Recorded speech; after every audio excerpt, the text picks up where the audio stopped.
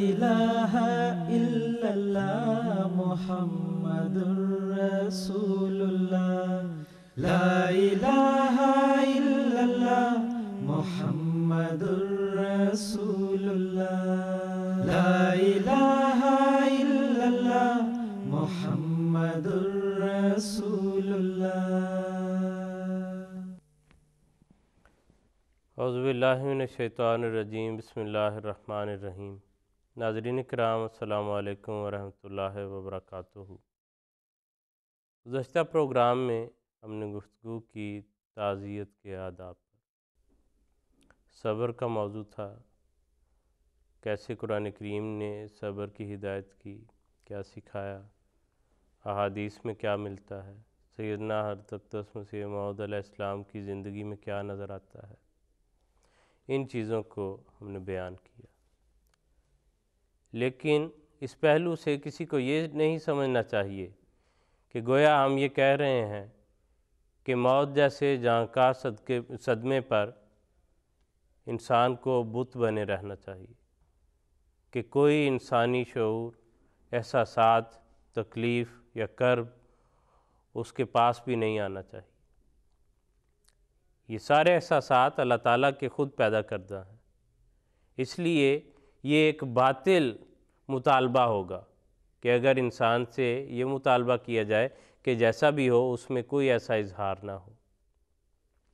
اظہار ہو سکتا ہے، ہوتا ہے۔ حضور صلی اللہ علیہ وسلم کی جب حیات مبارکہ پر ہم نظر ڈالتے ہیں تو حضور صلی اللہ علیہ وسلم سے زیادہ وقار سے اور صبر سے ان مراحل سے گزرنے والا کوئی نظر نہیں آتا۔ لیکن جہاں تک صدمے کا، دکھ کے اظہار کا تعلق ہے تو اس کا بھی بیان ملتا ہے۔ حدیث میں آتا ہے، حضرت اسامہ بن زید رضی اللہ تعالیٰ عنہ نے بیان کیا کہ حضور صلی اللہ علیہ وسلم اپنے صحابہ میں تشریف فرما تھے کہ آپ کی ایک صاحبزادی نے پیغام بھیجا کہ آپ تشریف لائیں، اور ساتھ یہ پیغام بھی دیا کہ میرا بچہ جو ہے اس پر نزع کا عالم ہے، تو حضور تشریف لائیں۔ حضور نے پیغام بھجوایا کہ ان کو جا کر میری طرف سے سلام کہیں اور پیغام دیں کہ یہ سب اللہ کا مال ہے، اللہ نے جو دیا ہے وہ لے بھی سکتا ہے، لے بھی لیتا ہے، اور اس پر راضی رہنا چاہیے۔ انہوں نے دوبارہ قسم دے کر پیغام بھیجا کہ آپ ضرور تشریف لائیں۔ حضور صلی اللہ علیہ وسلم اپنے صحابہ کے ہمراہ حضرت معاذ بن جبل تھے، حضرت سعد بن معاذ تھے، اور دیگر حضرت ابی بن کعب تھے، دیگر صحابہ کے ساتھ حضور صلی اللہ علیہ وسلم تشریف لے گئے۔ بچہ جو ہے وہ حضور صلی اللہ علیہ وسلم کی گود میں دے دیا گیا، اور بچے پر نزع کا عالم تھا، تکلیف کی کیفیت تھی۔ اس کو دیکھ کر حضور صلی اللہ علیہ وسلم کی آنکھوں سے آنسو جاری ہو گئے۔ تو صحابہ میں سے کسی نے عرض کیا، ما ھذا یا رسول اللہ، یا رسول اللہ یہ کیا؟ حضور صلی اللہ علیہ وسلم نے فرمایا کہ یہ اللہ کی رحمت ہے جو اس نے اپنے بندوں کے دلوں میں پیدا کی ہے۔ لیکن بس یہی کہنا تھا، اس سے زیادہ کوئی جزا فضا، کوئی آہ و بکا، کسی طرح کا کوئی اور کلمہ نہیں تھا۔ تو اس لیے اسلام نے توازن کے ساتھ انسان کو زندگی گزارنے کی تعلیم دی ہے۔ جو اس کی جائز خواہشات ہیں یا احساسات ہیں یا تکلیفیں ہیں ان پر بھی قدغن نہیں لگائی، ان سے بھی منع نہیں کیا، لیکن اس کو دوسری طرف بھی جانے سے روکا ہے، اور اس کو وہ راستہ دکھایا ہے جو اللہ تعالیٰ کے ہاں سے اجر پانے والا ہے۔ تو اس حوالے سے ہم دیکھیں گے کہ آج کے اس موضوع کے حوالے سے کہ ہمارے علماء کرام جو ہیں وہ ہمیں کیا رہنمائی کرتے ہیں حضور صلی اللہ علیہ وسلم کی سیرت سے، مسیح علیہ السلام کی سیرت سے اور دیگر صحابہ کے واقعات سے ہم دیکھیں گے۔ پروگرام میں شریک ہیں مکرم محترم مولانا زہیر احمد خان صاحب اور مکرم محترم مولانا حافظ محمد ظفر اللہ صاحب۔ حافظ صاحب، جو جیسے میں ابھی ذکر کر رہا تھا کہ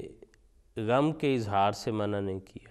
تو ممانعت کس چیز کی ہے اس موقع پر؟ کس چیز سے اسلام نے جو حدود قائم کی ہیں وہ کیا ہیں؟ بسم اللہ الرحمن الرحیم۔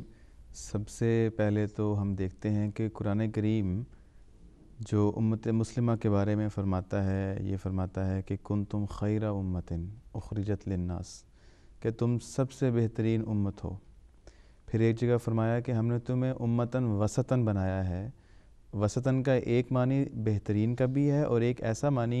معنی ایسی امت کا بھی ہے جو توازن سے ہر کام سر انجام دے۔ تو ہم دیکھتے ہیں کہ بڑی خوبصورت تعلیم ہے اسلام کی، جیسا کہ آپ نے فرمایا کہ نہ افراط ہے نہ تفریط ہے۔ اور آج کے پروگرام کی مناسبت سے اگر ہم دیکھیں تو ہم یہ جانتے ہیں اور یہ ہمیں نظر آتا ہے کہ اگر انسان کو فطرت سے ہٹ کر،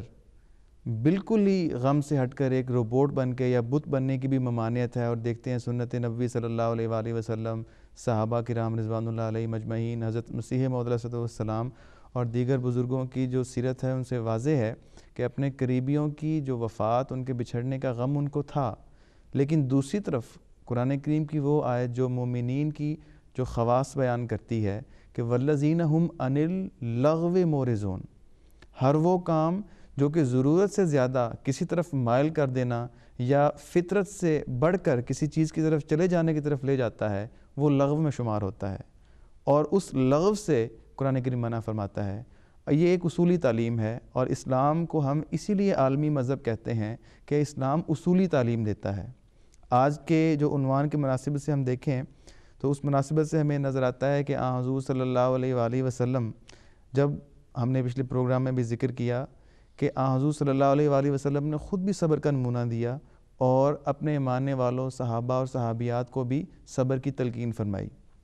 چنانچہ ہم دیکھتے ہیں کہ ایک دفعہ ایک خاتون کسی قبر پر بیٹھی جزا فضا کر رہی تھی، رو رہی تھی، تو حضور صلی اللہ علیہ وآلہ وسلم نے گزرتے اسے فرمایا کہ صبر کر اور اللہ تعالیٰ کا تقوی اختیار کر۔ اس پر اس خاتون کو، جس کو نہیں معلوم تھا کہ نبی کریم صلی اللہ علیہ وآلہ وسلم ہے، اس نے کہا کہ اسی کو پتہ ہوتا ہے جس پہ یہ گزرتی ہے، اس قسم کی اس نے کوئی بات کی۔ تو حضور صلی اللہ علیہ وآلہ وسلم دیکھیں کتنی خوبصورت تعلیم ہے، آپ نفسیات کو سمجھتے تھے، آپ کے بارے میں اللہ تعالیٰ نے آپ کو فرمایا تھا کہ لست علیہم بمسیطر، آپ نے پیغام پہنچا دیا،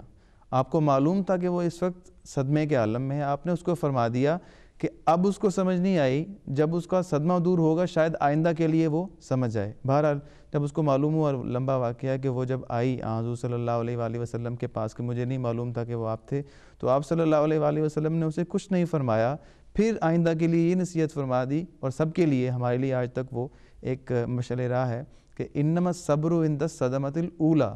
کہ صبر تو اسی وقت ہوتا ہے جب جو صدمہ انسان کو پہنچتا ہے، اس وقت انسان کا پتہ لگتا ہے کہ اس کا تعلق خدا تعالیٰ سے ہے اور کس قدر ہے۔ اور وہ جو آیت پچھلے پروگرام میں بھی جس کا ذکر تھا کہ انہا لکبیرۃ الا علی الخاشعین الذین یظنون انہم ملاقو ربہم وانہم الیہ راجعون، یہ وہ خوبیاں ہیں، وہ لوگ صبر کر سکتے ہیں جو کہ عجز اور انکسار اپنے اندر پیدا کرے اور جن کا اللہ تعالیٰ سے تعلق ہو اور جن کو یقین ہو اللہ تعالیٰ کی ذات سے ملاقات کا۔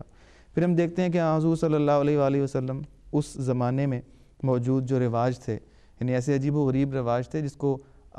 ہم دیکھتے ہیں کہ بڑا عجیب سا محسوس ہوتا ہے کہ ایک مرنے والا کئی دفعہ یہ کہتا تھا کہ میرے مرنے کے بعد اتنا جزا فضا کرنا، اور یہ رواج تھا کہ ایک بندے کے مرنے کے بعد عزیز و اقارب کو تو اطلاع کی جاتی ہے کہ وہ جنازے میں شامل ہو جائیں، جو وفات یافتہ ہے اس کے اعزاء کے جو غم ہے اس میں شریک ہو جائیں، لیکن ایک عجیب بات یہ تھی کہ ڈھنڈورا پیٹا جاتا تھا کہ زیادہ سے زیادہ لوگ اس کے جو ہے وہ آخری رسومات میں شامل ہوں تاکہ اس کی جو ہے وہ ایک قسم کی شیخی بھی گھاری جائے، اور پھر کھانے کھلائے جاتے تھے، اور عجیب و غریب قسم کی رسوم تھیں۔ ان تمام باتوں سے جو کہ فطرت سے دور ہیں حضور صلی اللہ علیہ وآلہ وسلم نے منع فرمایا۔ پھر پیشہ ور خواتین کو، پیشہ ور نوحہ خانوں کو بلایا جاتا تھا کہ وہ آ کے اپنے آپ کو کئی دفعہ وہ عجیب و غریب کام، مثلا اپنے آپ کو تھپڑ مارنا اور گریبان چاک کرنا، اپنے بالوں کو نوچنا، اور اس قسم کی عجیب و غریب حرکات کرتے تھے، یہ ظاہر کرنے کے لیے گویا کہ جس میں ریاکاری کا پہلو تھا کہ ہمیں اس کے مرنے پہ بہت افسوس ہوا۔ حضور صلی اللہ علیہ وآلہ وسلم نے واضح طور پہ فرمایا کہ لیس منا من لطم الخدود وشق الجیوب ودعا بدعوی الجاہلیہ، کہ وہ لوگ جو کہ اپنے گالوں پہ تھپڑ مارتے ہیں نوحے کی شکل میں بین ڈالنے کے لیے، وہ ہم میں سے نہیں ہیں، اور نہ ہی وہ لوگ جو کہ اپنے گریبان چاک کرتے ہیں، اور نہ ہی وہ لوگ جو کہ دعائیاں دیتے ہیں جس طرح جہالت کے زمانے میں لوگ دعائیاں دیا کرتے تھے۔ تو اس سے ہمیں اندازہ ہوتا ہے کہ حضور صلی اللہ علیہ وآلہ وسلم نے مومنین کو ہر اس کام کی اجازت دی ہے، اور آپ کی سنت سے ثابت ہے، جو کہ فطرت میں شامل ہے، فطرت کی حد تک ہے۔ اس سے بڑھ کر کسی بھی کام کو جو کہ لغو کے زمرے میں آ جاتا ہے، حضور صلی اللہ علیہ وآلہ وسلم نے اس سے منع فرمایا ہے۔ جزاک اللہ صاحب۔ خان صاحب، حضور صلی اللہ علیہ وسلم کا پھر اپنا طریق کیا تھا؟ آپ کے اصحاب فوت ہوئے، آپ کے عزیز و اقارب میں وفاتیں ہوئیں، حضور کا طریق کیا تھا؟ تعزیت کس طرح کرتے تھے؟ ان سے معاملہ کس طرح کرتے تھے؟ سنسا اس میں ایک تو سب سے بنیادی بات کہ جس طرح کہ انا للہ و انا الیہ راجعون کے مضمون کے مطابق آپ حضور صلی اللہ علیہ وسلم کا اسوہ تھا کہ ہر چیز اللہ کی طرف سے ہے اور اسی کی طرف اس نے جانا، گویا اس کی ملکیت خدا تعالیٰ کی اور اسی کو سمجھا جاتا تھا، اور یہی تعلیم اپنے صحابہ کو بھی دیتے ہیں۔ اور اس میں جس طرح پچھلے پروگرام میں بھی تفصیل سے بات آئی کہ صبر کی تلقین ہوتی تھی، لیکن اس کے ساتھ کچھ معاشرتی کام بھی ہوتے ہیں جو معاشرے میں رہتے ہوئے ضروری تھے، اور وہ کہ کس طرح اس فوت ہونے والے کو رخصت کرنا ہے، کس طرح اس کا عزت و احترام قائم رکھنا ہے، کیونکہ عزت و احترام جس طرح محترم حافظ صاحب نے بیان کیا کہ وہ نوحہ خانوں کو، پیشہ ور نوحہ خانوں کو، پیشہ ور خواتین کو بلا کے اس طرح کوئی عزت نہیں ہوتی تھی، لیکن اس زمانے میں یہ سمجھا جاتا تھا کہ بڑے بڑے دعوے اس کے متعلق کیے جائیں کہ تو اب چلا گیا ہے تو تیرے جانے کے بعد تو اب بس ہم رہے ہی کچھ نہیں، گویا خدا تعالیٰ کی ذات کو بالکل پس پش ڈال کے اس کو خدا کی جگہ پہ بٹھایا جاتا تھا کہ تیرے جانے کے بعد اب رزق بھی ہمارا ختم ہو جائے گا، ہمارا ٹھکانہ بھی کچھ نہیں رہے گا، نہ ہمیں کوئی پوچھے گا۔ تو یہ سارے تصورات حضور صلی اللہ علیہ وسلم نے ختم کیے، لیکن جی انتہا درجے کی محبت جو ہے وہ اس کے لیے ظاہر کرنا، جی ظاہر کی جاتی تھی، جو کہ اصل میں اللہ تعالیٰ کا ہی حق ہے صرف، کہ اس کی خزہ اجازت دیں تو میں یہاں وہ بیان کر دوں۔ سیدنا تقدس مسیح علیہ السلام کے جو ہے تعلق سے حوالے سے ایسی زبردست مثال ملتی ہے کہ حضور نے کیسے رہنمائی کی کہ جو مقام محبت میں اللہ تعالیٰ کا ہے وہ کسی کے لیے برداشت نہیں کرتے، یہ اللہ تعالیٰ کے انبیاء کی سنت ہے، اور اصل یہی دکھانا چاہتے ہیں۔ وہ آپ کے ضرور علم میں ہوگا کہ چودھری رستم علی صاحب جو تھے رضی اللہ تعالیٰ عنہ علیہ السلام کے صحابی، بیان کیا جاتا ہے کہ ان کو ایک نوجوان سے بہت محبت تھی، وہ ہندو تھا اور چودھری صاحب سمجھتے تھے کہ وہ مسلمان ہو جائے گا، جی بالکل، کوشش بھی بڑی تھی، بڑی کوشش تھی اس کے لیے۔ وہ کہتے ہیں وہ بیمار ہوا، وہ فوت ہو گیا، اور چودھری صاحب کو اس کا بہت زیادہ صدمہ تھا، رنج اس کا باقاعدہ طور پر ان پر طاری تھا۔ بالکل حسین علیہ السلام کو اپنے صحابہ سے بڑی محبت، بڑی ہمدردی، اور یہ ہمدردی کا موقع تھا، لیکن ایک عجیب رنگ نظر آتا ہے اس موقع پہ۔ حضور نے ان کو تعزیتی خط لکھا جس میں حضور نے یہ فرمایا کہ آپ اس صدمے سے، اس رنج سے باہر نکلے، بالکل اللہ تعالیٰ کو یہ قطعاً پسند نہیں ہے، اور وہ اس میں یہ الفاظ جو ہیں مفہوم یہ ادا کرتے ہیں کہ اللہ تعالیٰ کی غیرت ذاتی جو ہے برداشت نہیں کرتی کہ اس کی محبت میں کوئی اور شریک ہو۔ تو اصل جو انبیاء کا کام ہے وہ محبت فی التوحید کا جو ہے وہ درس ہے، اور ان سے علیہ السلام نے فرمایا کہ اگر ایسا اللہ تعالیٰ کو یہ محسوس ہو کہ گویا یہ شریک ہو رہا ہے تو وہ اس چیز کو، مفہوم اس کا یہ ہے کہ وہ اس چیز کو انسان سے لے جایا کرتا ہے۔ بالکل، اور اگر کوئی مستقل طور پر کسی کی محبت میں اس طرح جو ہے وہ گرفتار رہے، اس کا اس درجے تک ہو کہ عشق کی حد تک، تو حضور کہتے ہیں اس پر صوفیاء کے نزدیک کفر کا حکم جو ہے وہ صادر ہوتا ہے۔ اس کو کافر ویسے نہیں کہیں گے، لیکن احکام جو ہے وہ کفر کے صادر ہوتے ہیں، اس لیے کہ خدا تعالیٰ کی محبت جو اس کا حق ہے، اس محبت میں کسی اور کو شامل کیا، اور مومنین کے متعلق یہ واضح فرمایا کہ وَالَّذِينَ آمَنُوا أَشَدُّ حُبًّا لِلَّهِ، جی بالکل، ان کی جو زیادہ محبت ہے سب سے بڑھ کر، وہ خواہ بیٹا ہو یا دوست ہو یا بھائی ہو، شریک حیات ہو، وہ اللہ تعالیٰ سے ہی ہے۔ تو یہ جو ہے موسیٰ علیہ السلام کی زندگی میں بھی ہمیں نظر آتا ہے جو جس کا آپ ذکر فرما رہے اور تھے. اس میں حضرت مسیح علیہ السلام نے ایک اور بھی توجہ دلائی. حضور نے فرمایا کہ چونکہ انہیں بہت زیادہ اس کا غم اور بہت انہوں نے دکھ لے لیا تھا, حضور نے فرمایا کہ کثرت غم جو ہے بعض اوقات خلاف تعلیم اسلام ہے, اس لیے اس کو چھوڑ دیں, اس غم سے باہر آ جائیں. تو بہرحال سلب ایمان کا خطرہ ہوتا ہے. جی بالکل. حضور صلی اللہ علیہ وسلم کی ذات اقدس جو نمونہ آپ نے ہمیں عطا کیا اس موقع پہ کہ یہ غم کی کیفیت اور اس مرنے والے کا اور اس کے ورثاء کے ساتھ ایک اظہار ہمدردی کے طور پہ حضور صلی اللہ علیہ وسلم نے اس کے جنازہ پڑھنے کی تلقین فرمائی کہ اس کو جنازے کے ساتھ دعا کے ساتھ رخصت کرو. پھر حضور صلی اللہ علیہ وسلم کا یہ بھی طریق تھا کہ اپنے صحابہ میں سے جب کوئی فوت ہوا تو حضور نے اس کو بوسہ دیا اور اس کے بعد اسے لحد میں بھی بعضوں کو خود اتارا. اور پھر حضور صلی اللہ علیہ وسلم جس طرح کہ میں نے عرض کیا تھا کہ بعض معاشرے کے جو لازم جزو ہوتے ہیں ان کو بھی سامنے رکھا. حضور نے فرمایا کہ حضرت جعفر طیار رضی اللہ تعالیٰ عنہ جو آپ کے چچا زاد تھے, جب ان کی وفات ہوئی ہے جنگ موطا کے موقع پہ, تو جب ان کی نعش مبارک آئی تو حضور صلی اللہ علیہ وسلم نے اپنے گھر والوں کو یہ ہدایت کی کہ جعفر کے گھر والے اس کی وفات کی وجہ سے, اس کی میت آنے کی وجہ سے مصروف ہیں, غم میں مبتلا ہیں, ان کے لیے کھانے وانے کا انتظام کیا جائے. اور یہی وجہ ہے کہ اللہ تعالیٰ کے فضل سے جماعت میں بھی یہ ہر جگہ رواج ہے کہ کوئی اس طرح کوئی کسی وفات ہو جائے تو اسی سنت کے تابع اس کے ہاں کھانا وانے کا انتظام کیا جاتا ہے. تو یہ جو دستور ہیں حضور صلی اللہ علیہ وسلم نے پھر جنازے کے متعلق کئی تلقین, کئی نصائح, کئی اصولی ہدایات دیں کہ جنازے کے ساتھ جب جاؤ تو ضرور جاؤ. حضور نے فرمایا کہ جنازے کے ساتھ جانے سے احد پہاڑ کے برابر ثواب ملتا ہے. پھر جنازے کے آگے پیچھے اس کے ساتھ چلنے کی تلقین فرمائی, اور اگر کوئی مجبوری نہ ہو تو حضور صلی اللہ علیہ وسلم نے فرمایا کہ پیدل اس کے ساتھ چلو. ایک موقع پہ کسی کو دیکھا جو سواری پہ سوار تھا اور محسوس ہوتا ہے کہ کوئی اس کا مجبوری نہیں تھی, صحت سے تھا, تو حضور صلی اللہ علیہ وسلم نے اس موقع پہ فرمایا کہ فرشتے تو اس بزرگ جنازے کے ساتھ پیدل چل رہے ہیں اور تم سواری پہ سوار ہو, تو اس قسم کی اگر تمہیں کوئی تکلیف نہیں تو ساتھ پیدل چلا جائے. اسی طرح حضور صلی اللہ علیہ وسلم کی مختلف ہدایات ہیں جو اس موقع پہ حضور صلی اللہ علیہ وسلم نے اس مرنے والے کے احترام میں قائم فرمائیں. اور ضرور جی اس کے غسل کے لیے حضور صلی اللہ علیہ وسلم فرمایا کہ ایک صاحبزادی کی وفات ہوئی تھی, فرمایا کہ آپ ان کو عورتوں کو یہ ارشاد دیا کہ 5 دفعہ ان کو یا 7 دفعہ وہ نیم والے پتوں سے غسل دو اور آخری دفعہ اس کو کافور بھی دو. پھر یہ کہ یہ بھی فرمایا کہ غسل دے کے ایک مسلمان کی میت کو پاکیزہ کرو, کیونکہ مسلمان نجس نہیں ہے, نہ زندہ اور نہ ہی وفات کے بعد. تو اس طرح حضور صلی اللہ علیہ وسلم جس طرح خان صاحب بیان کر رہے ہیں کہ ہر طرح سے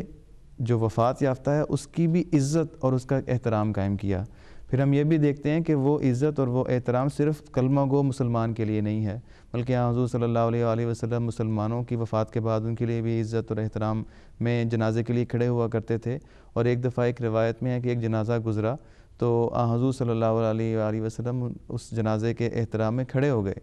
تو صحابہ نے کہا حضور یہ تو ایک یہودی کا جنازہ ہے. تو حضور صلی اللہ علیہ وسلم نے بڑے متانت سے جواب دیا کہ کیا وہ زیرو نہیں تھی. یعنی کہ سب سے پہلے جو اسلام تعلیم دیتا ہے کہ اسلام سب سے پہلے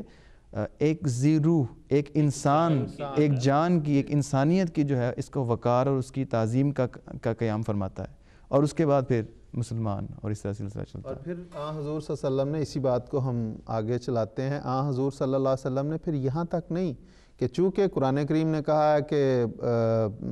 فصلی علیہم انا صلاتک سکن لہم, کہ اپنے صحابہ کی جب اگر وہ فوت ہو جاتے ہیں تو ان کے لیے دعا کرنے کا حکم ہے, اور خاص طور پہ یہ فرمایا کہ وفات کی صورت میں تمہاری جو دعا ہے ان کے لیے تسکین کا, ان کے لیے اور ان کے اقرباء کے لیے تسکین کا باعث ہے. تو حضور صلی اللہ علیہ وسلم نے خود جنازے بھی پڑھائے اس پہ, اور نہ صرف یہ کہ جنازہ حاضر پڑھایا,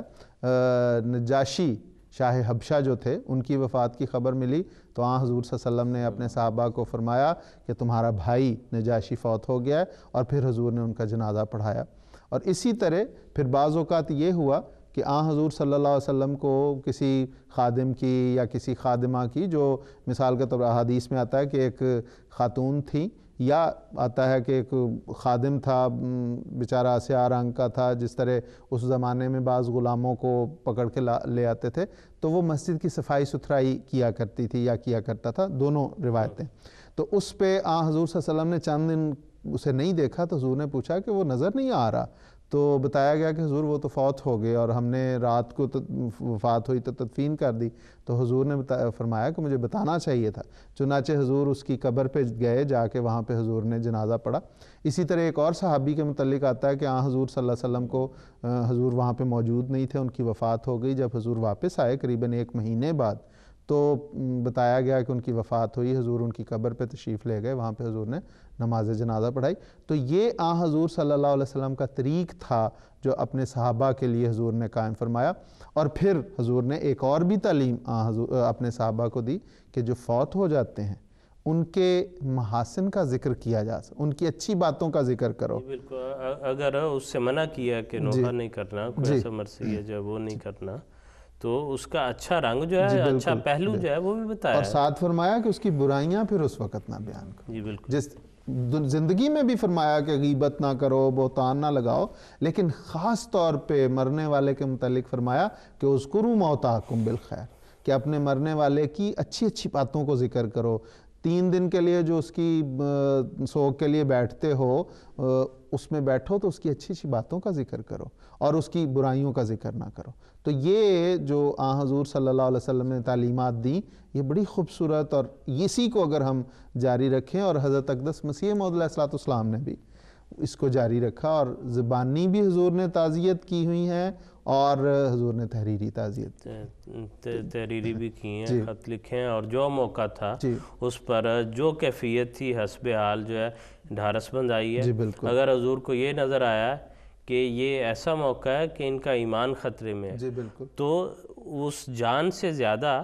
جو چلی گئی اس کا تو اب کچھ نہیں ہو سکتا. جو باقی رہ گیا اصل تو اس کا ایمان ہے. تو اس موقع پر جو ہے کئی جگہ پر یہ ملتا ہے کہ، اور بالعموم موسیٰ علیہ السلام کا یہ طریق تھا کہ دنیا کی بے ثباتی جو ہے اس کا اظہار کرتے، اللہ تعالیٰ کی رضا پر رہنے کا جو ہے وہ سکھاتے انسان کو. اور موسیٰ علیہ السلام کا اپنا طریق بھی اسی طرح سے جو ہے. حضرت صاحبزادہ مبارک احمد صاحب کی وفات ہوئی، کہتے ہیں جب وہ بیمار تھے تو حضور نے بے انتہا کوشش اور تگ و دو کی، اور اس علاج میں جو ہو سکتا تھا وہ سب کچھ کیا. لیکن جب تقدیر جو ہے اس کے مطابق ان کی وفات ہو گئی، تو موسیٰ علیہ السلام بالکل جو ہے وہ راضی برضا، بالکل مطمئن، کوئی اس پر اور اظہار نہیں تھا. اور کہتے ہیں اس کے نتیجے میں جو ہے وہ الہام ہوا کہ خدا خوش ہو گیا. تو اور اس سے بڑھ کر کیا چاہیے. اور موسیٰ علیہ السلام نے جو ہے بالعموم مردوں کا ان معاملات میں جو لیول ہے صبر کا، وہ عورتوں سے زیادہ ہوتا ہے. اور اگر اور تعلق سے دیکھیں تو ماں کو فطرتاً شاید زیادہ محبت ہوتی ہے، زیادہ قرب کا تعلق ہوتا ہے. تو ایسے اس واقعہ میں اگر دیکھیں تو حضرت اماں جان سیدہ نصرت جہاں بیگم صاحبہ رضی اللہ تعالیٰ عنہ، ان کا بھی نمونہ جو ہے اس موقع پر وہ بھی بہت جو ہے وہ اللہ تعالیٰ کی رضا کے تابع نظر آتے ہیں. انہوں نے بھی کوئی ایسا کلمہ جو ہے وہ اپنی زبان سے نہیں نکالا، بلکہ ان کا وہ تاریخی الفاظ ہیں جو یاد رکھنے کے اور سمجھنے کے قابل ہیں، کہ فرمایا کہ اگر یہ خوشخبری ملی کہ خدا خوش ہو گیا تو ایک مبارک احمد کیا، میں تو 2000 مبارک احمد کو قربان کرنے کے لیے تیار ہوں اس چیز کے لیے. تو یہ ان کا نمونہ تھا اور یہ غیرت تھی. آپ کے صحابہ میں یا اس وقت بھی یہی بات نظر آتی ہے. خلیفۃ المسیح اکبر رضی اللہ تعالیٰ عنہ کا وہ ایک واقعہ مجھے یاد آ گیا کہ ایک دفعہ وہ کہتے ہیں کہ جو ہے ان کی بہن نے یہ دیکھا کہ حضور نے کسی مریض کو دعا دی ہے، وہ پیچش کے مرض میں مبتلا تھا اور وہ تندرست ہو گیا. تو ان کو یاد آ گیا کہ میرا ایک بچہ تھا جس کو پیچش ہوئی تھی اور وہ فوت ہو گیا تھا. تو انہوں نے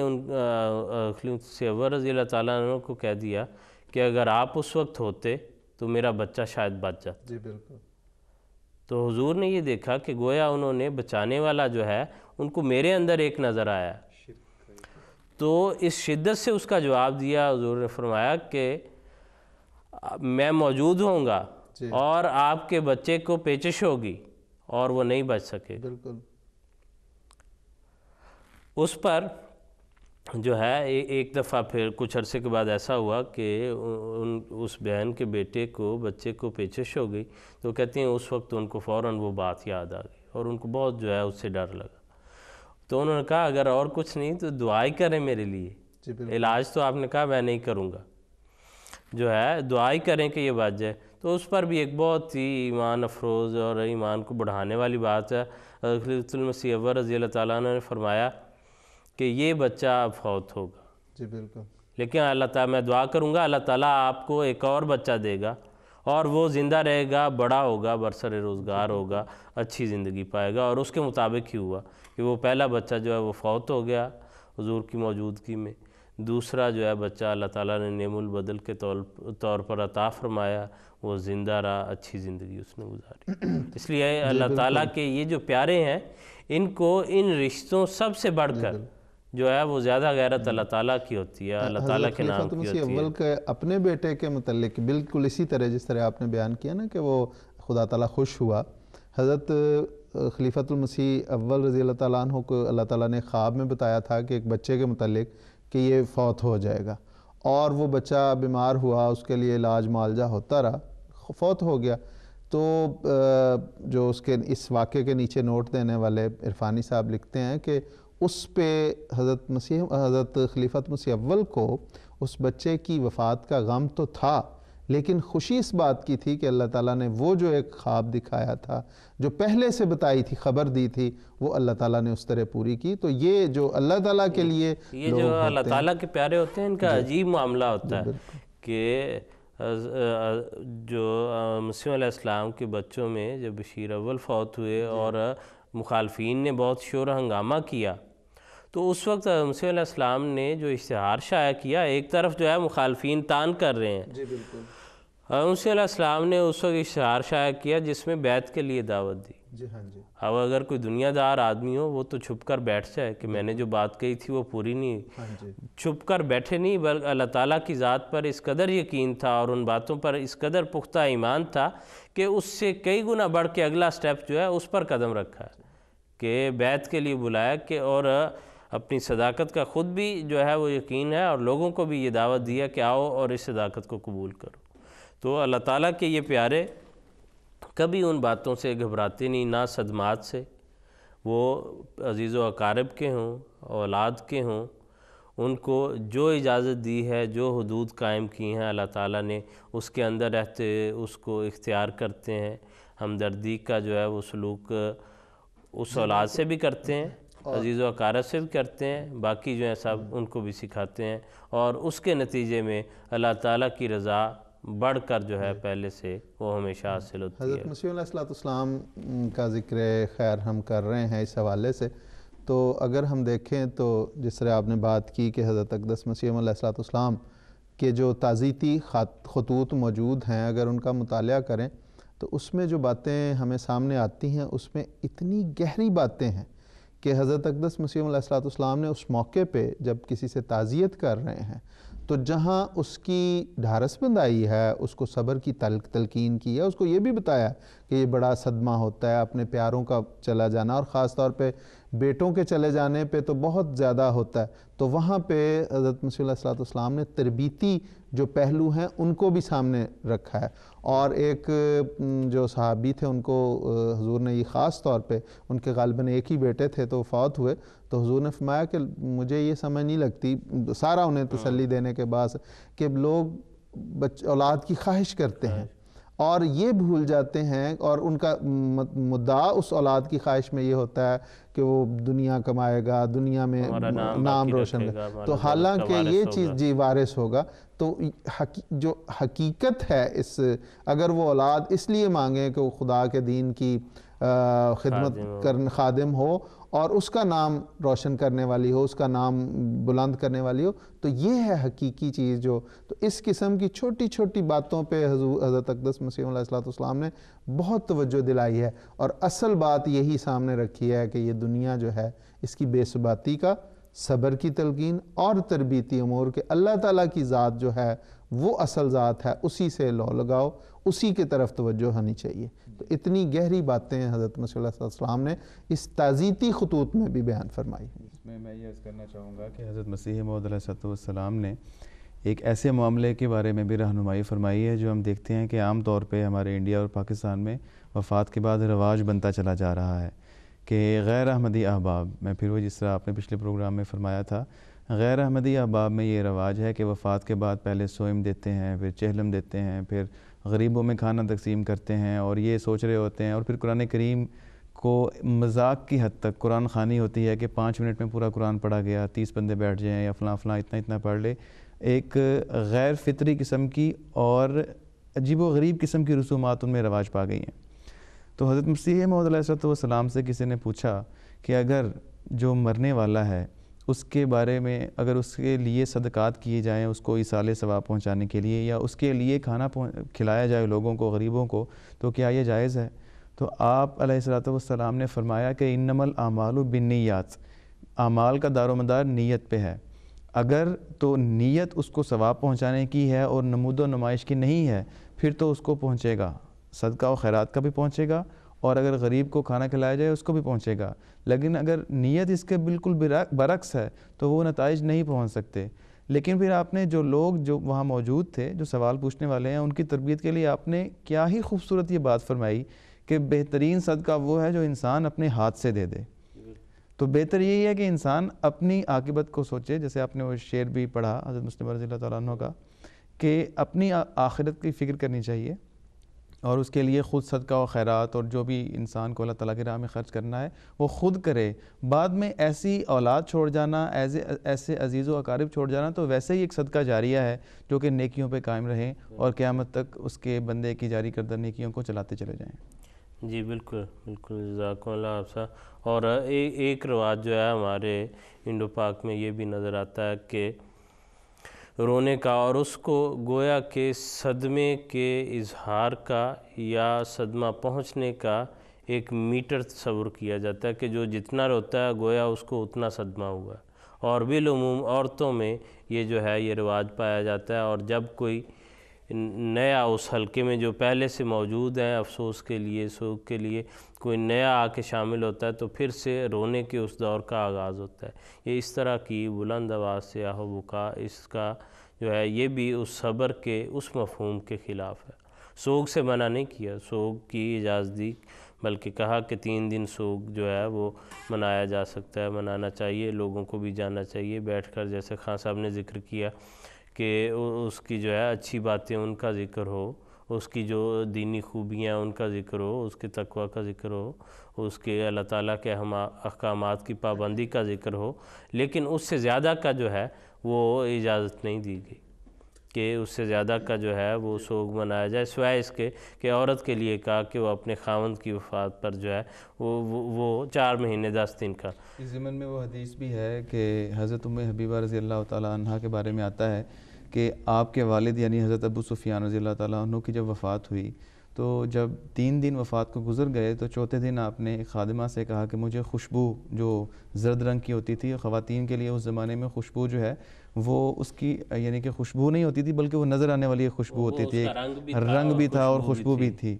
کسی حد تک۔ تو آپ نے فرمایا کہ یہ مجھے خوشبو لگانے کی قطعاً حاجت نہیں ہے، لیکن میں نے حضور صلی اللہ علیہ وآلہ وسلم کے اس حکم کو پورا کرنے کے لیے جو میں نے آپ کو فرماتے ہوئے سنا تھا کہ عورت کے لیے اپنے خاوند کے لیے 4 ماہ 10 دن کے لیے اس کا جو ہے سوگ کرنا جائز ہے، اس کے علاوہ کسی اور کے لیے 3 دن سے زیادہ سوگ کرنا کسی کے لیے، کسی بھی عورت یا مرد کے لیے جائز نہیں۔ پھر اسی قسم کا ایک واقعہ حضرت زینب بنت جہش رضی اللہ تعالیٰ عنہ کے بارے میں بھی آتا ہے کہ آپ کے بھائی کی وفات ہوئی تو آپ نے بالکل اسی طرح عمل بھی کیا اور فرمایا، اور اسی طرح حضرت ام عطیہ رضی اللہ تعالیٰ عنہ کے بارے میں بھی آتا ہے۔ پھر ایک اور روایت جو حضرت ام عطیہ رضی اللہ تعالیٰ عنہ بیان کرتی ہیں کہ آپ نے فرمایا کہ ہم نے حضور صلی اللہ علیہ وآلہ وسلم سے جب بیعت کی تو آپ نے عورتوں سے، یہ مردوں سے نہیں ہوا تھا، عورتوں سے خاص طور پہ بیعت میں یہ فرمایا کہ مرنے والے کے بعد ہم اس پہ بین نہیں کریں گی، اس پہ نوحہ نہیں کریں گی۔ تو یہ بھی حضور صلی اللہ علیہ وآلہ وسلم نے خاص طور پہ عورتوں کے اندر جو ایک کمزوری پائی جا سکتی ہے اس کو بھانپتے ہوئے ان سے اس کا عہد لیا. ان سے یہ عہد لیا، اور ان تعلیمات کے نتیجے میں یہ تبدیلیاں ہمیں نظر آتی ہیں معاشرے میں. یعنی یہ ذکر ملتا ہے کہ حضرت خنسا رضی اللہ تعالیٰ عنہ وہ ایک بڑی جو ہے قادر الکلام شاعرہ تھیں. انہوں نے، ان کے بھائی جو ہیں دو، ان کی وفات ہو گئی. تو ایک بھائی جو مالک جو ہے اس سے ان کو خاص محبت تھی، بہت خوبیوں کا مالک تھا. اس کے یاد میں ایسے مرثیے لکھے کہ وہ کہتے دل کو کاٹ جانے والے ہیں، اور ساری عمر جو ہے وہ کہتے ہیں خود بھی روتی رہیں اور دنیا کو بھی رلاتی رہیں. اس وجہ سے ایسا وہ کلام تھا، اور یہاں تک کہ آنکھوں کی جو ہے وہ روشنی وہ چلی گئی. لیکن وہی خاتون ہے کہ مسلمان ہو گئیں تو ان کے 3 بیٹے غالباً 3 یا 4 بیٹے ایک جنگ میں شہید ہو گئے، تو ان چاروں پر انہوں نے جو ہے وہ ایک آنسو نہیں بہایا. تو یہ جو ہے یہ تعلیمات حضور صلی اللہ علیہ وسلم نے یہ چیزیں جو ہیں وہ معاشرے میں عملاً پیدا کر کے دکھائی ہیں. وہ انقلاب جو ہے وہ معاشرے میں پیدا کیا ہے، اور اسی چیز کو جو ہے وہ دیکھنے کی اور فالو کرنے کی ضرورت ہے. کیونکہ موت ایک ایسی چیز ہے جس سے مفر نہیں، جس سے چھٹکارا نہیں. تو اگر وہ اسی طرح ہے تو انسان کیوں نہ اس سے جو ہے وہ فائدہ جو حاصل ہو سکتا ہے ممکنہ وہ حاصل کرے. سنن ترمذی کی ایک حدیث ہے کہ اللہ تعالیٰ فرشتوں سے یہ پوچھتا ہے جب وہ جاتے ہیں کہ کیا تم نے جو ہے قبضتم ولد عبدی، میرے بندے کے بچے کی جو ہے وہ جان قبض کر لی ہے؟ تو کہتے ہیں نام، ہاں ہم نے کر لی ہے. اللہ تعالیٰ فرماتا ہے قبضتم ثمرۃ فؤادہ، اس کے دل کے پھل کو، اس کے جگر گوشے کے جو ہے وہ تم نے روح قبض کر لی ہے، جان لے لی ہے؟ کہتے ہیں ہاں. اللہ تعالیٰ فرماتا ہے کہ اس پر میرے بندے نے کیا کہا؟ فرشتے بتاتے ہیں کہ حامدہ کا، تیری حمد کی، واسترجع، اور انا للہ و انا الیہ راجعون پڑھا. تو اللہ تعالیٰ فرماتا ہے کہ ابنوا لی لے عبدی ھذا بیتن فی الجنت، میرے اس بندے کے لیے جنت میں ایک گھر بناؤ، اور سموہ بیت الحمد، اور اس گھر کو بیت الحمد کا نام دو. بچہ وہ جو فوت ہو گیا، وہ انسان مومن ہو یا کافر ہو یا مشرک ہو، دہریہ ہو، یہودی ہو، عیسائی ہو، کسی کے ہاتھ میں یہ طاقت نہیں کہ وہ موت سے اپنے کسی عزیز کو یا خود کو بچا سکے. تو اگر یہ ساری چیزیں ہونی ہی ہیں تو ایک مومن آدمی جو ہے اس کے متعلق یہ ملتا ہے کہ اس کے کام عجیب ہیں، کہ اس کو خوشی پر جب جو ہے اللہ تعالیٰ کا شکر کرتا ہے تو تب بھی جزا ملتی ہے، اور اگر غم پہنچے اور اس پر وہ صبر کرے اور اللہ تعالیٰ کی حمد کرے، اس کی تعریف کرے، اس کی رضا پر راضی رہے، تو تب بھی اس کو اجر ملتا ہے، اس کو جزا ملتی ہے. تو یہی ہمارے لیے رہنمائی ہے، یہی تعلیمات ہمارے لیے اسوہ ہیں کہ اگر ایسا موقع زندگی میں انسان پر آ جائے تو اس کے پیش نظر اللہ تعالیٰ کی رضا ہمیشہ ہونی چاہیے، اور اللہ تعالیٰ کی رضا مل گئی تو سب مل گیا. السلام علیکم ورحمۃ اللہ وبرکاتہ. لا الہ الا اللہ محمد رسول اللہ، لا الہ الا اللہ محمد رسول